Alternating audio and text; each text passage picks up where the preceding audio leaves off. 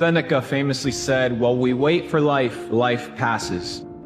When you understand that your days are counted, that your days are limited, you begin to work with urgency towards your goals. You begin to work with urgency towards the things that you want in life. People say, well, I'll start tomorrow, or I'll get started when the new year hits. It doesn't work that way. Life passes you by with no urgency, but day by day. And so many people live and wake up like accidents that they forget this beautiful principle that life is in your control. And if you want to experience a certain type of outcome and a certain type of future, you must input the necessary labor today.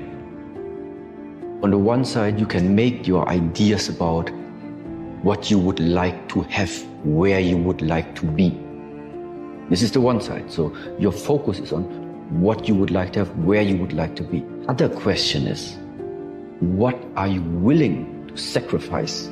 Through how many different pains, conflicts, challenges are you willing to go through? Because there is something that goes hand in hand. Like walking up the mountain. Walking to the peak is not going to get more easy. The higher the altitude, the more difficult it becomes. The challenges are not going to get easier the higher you reach. There's two sides of pain that I don't think a lot of people really understand, right? There's one side of pain that's the suffering and the discomfort side of pain, because that hurts. You remember what that felt like. But then there's another side of pain that's called effort. It's called glory. It's called, if you can find a way to push through pain, there's something greater on the other side of it. Imagine you're on your deathbed, and standing around your deathbed are the ghosts representing your unfulfilled potential. The ghost of the ideas you never acted on, the ghost of the talents you didn't use, and they're standing around your bed, angry, disappointed, and upset. They say, we came to you because you could have brought us to life, they say. And now we have to go to the grave together. So I ask you today, how many ghosts are going to be around your bed when your time comes?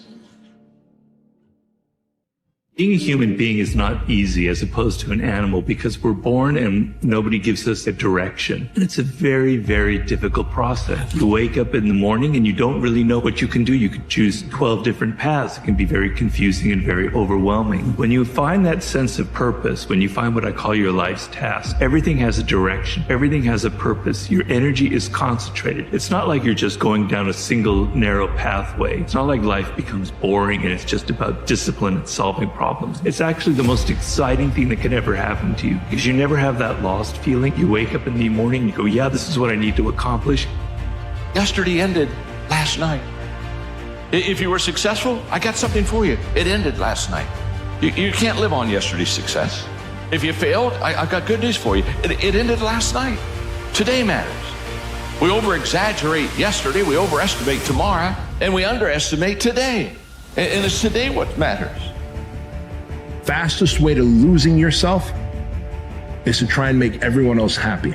The best thing you can do is be a true north. Be you. Shine your light. Know what your core values are. Know what your belief system is. Know what your morals and your character should be. And live by that. I learned recently how grateful I am for storms. Quiet skies don't show you how strong you are. Calm doesn't force you to level up. No, it's when the ground shakes we learn to endure. We're forced to find within ourselves a resilience that was once tucked away. They say confidence is earned. And well, it's earned because when we walk through hell, we give our greatness permission to walk alongside us. The perfect moment has already come and gone, time after time.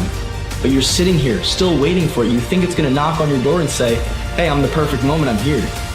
But the truth is, there's two types of people. The person that says, oh, I don't really care, I'm gonna die one day. What does it matter? Or there's the person that says, I've got one life, and I'm going to live it. My definition of a creative life is any life where your decisions are routinely based more strongly on your curiosity than your fear every single day. in all your realms of your life. And then your life itself will become a work of art. And it doesn't matter what you make or produce or leave or influence. It's just that you will create a life that will be really interesting for you. You don't have to feel good about it. You just have to keep going. The feeling will pass, but you will remain. You are greater than your feelings. Going to bed late and waking up early to work for a few days won't kill you. You're not going to burn out. You're doing what it takes. Hard times last long, but an epic story feels like a lifetime. It's always darkest before the sun breaks in the morning. It's always darkest. But you know the sun is going to come up. Think of the sun.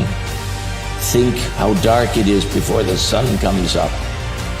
When you're down and you see no hope or no way out of your condition and you're seething in these emotions, try to remind yourself, do you think the sun is going to come up or is it not going to come up?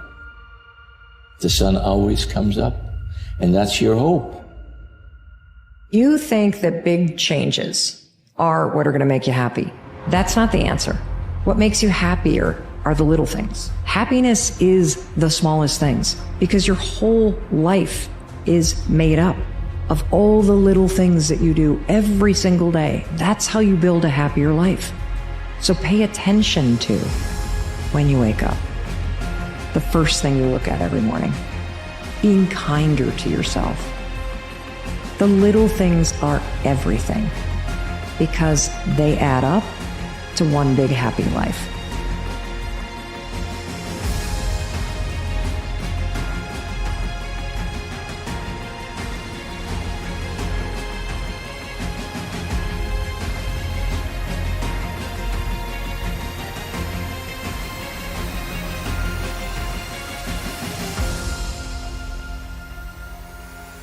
Real self-worth comes from doing hard things. We keep talking about self-love. We keep talking about loving yourself, believing in yourself. That happens naturally when you go through something difficult. The day that turns your life around. And under this subject, we're going to talk about the emotions that can change your life. Human beings are emotional creatures. And emotions are powerful for life change.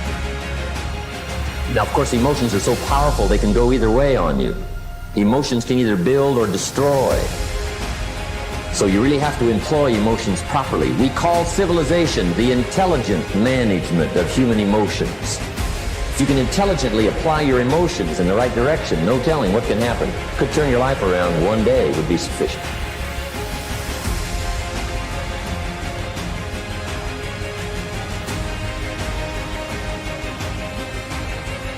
You have to become the kind of person that can push through the hard times. Most people can't do that. Most people cannot push through the challenging, the draining, the frustrating times that make everybody else quit. So you have to build yourself into someone who has the discipline, the fortitude, the grit, the perseverance to become someone who is literally incapable of quitting.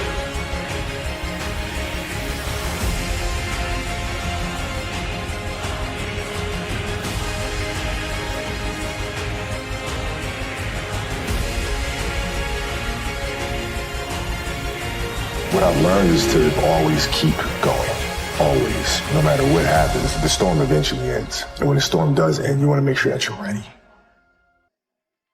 Don't cheat yourself.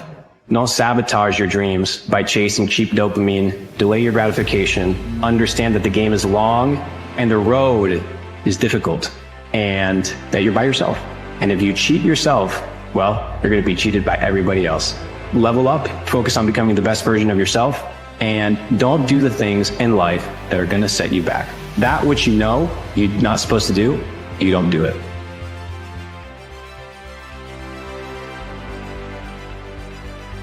The life that you have is the life that you chose. If the life that you have is not a life that you like, make different choices. So if the life that you have is not a life that you enjoy, you are responsible.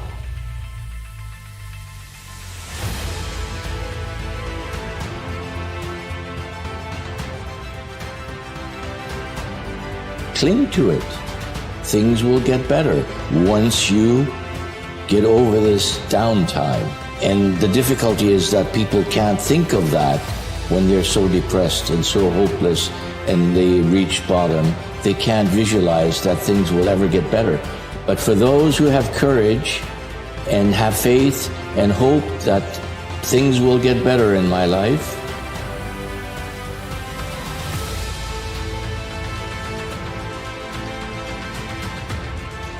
they can look back a few years later and say, wow, look at me now. Some have it and some don't. Some will stay down, they will never get up off the floor. And others will endure, and they have courage and they have hope, and life will get better. It always does. Loneliness is a timeless thing, tragically. Stoicism is founded in a moment of loneliness. Zeno loses everything in a shipwreck. Seneca's best writings come from exile when he's sent far away from the people that he loves. Marcus Aurelius is the most powerful man in the world, but also by the very nature of his power and responsibility and fame, he was isolated, he was lonely, just as you might be today.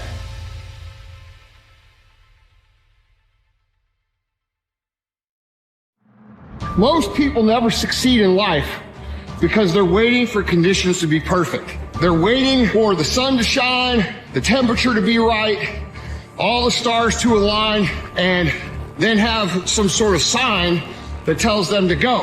And I'm here to tell you guys that will never happen. Conditions will never be perfect. Things will never align. There will always be a reason for you to put off what should be done right now for a later time. That is a success and life truth. There's two ways to see the world. Some people see the thing that they want, and some people see the thing that prevents them from getting the thing that they want. Don't spend your life living for other people, being a box checker for what feels right to them. Put yourself first. There's nothing worse than living with regret. So take a risk, bet on yourself, do the thing that nobody thinks you can do. Shock the world. What do you have to lose? A blade does not become strong until it's been through the fire several times. And this is just your first or second time through the fire. And there's a lot of hammer work that has to take place. And then you're going to have to go back in the forge again. And it's hot and it melts you down and you're uncomfortable. You've got a lot more forge time left. You've got a lot more hammer blows left. And it takes time. Embrace the process. You say, Dwayne, what process? Life. Embrace the journey and the process of life.